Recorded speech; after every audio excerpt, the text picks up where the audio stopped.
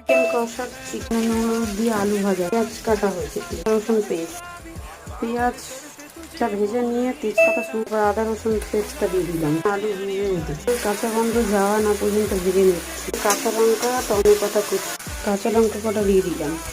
ওগুলোকে ভালো করে ভেজে নিয়েছি। হলুদ গুঁড়ো, নুন দিয়ে দিচ্ছি, অল্প জিরের গুঁড়ো, ধনের গুঁড়ো অল্প দিচ্ছি, লঙ্কার গুঁড়ো দিচ্ছি। তারপরে নেড়ে দিচ্ছি মশলাগুলোকে। মশলা কাঁচা গন্ধ যাচ্ছে ততক্ষণ ধরে ভেজে নেব। দিয়ে দেবো আস্তে আস্তে, কষিয়ে নেবো মশলার সঙ্গে মাংসটাকে।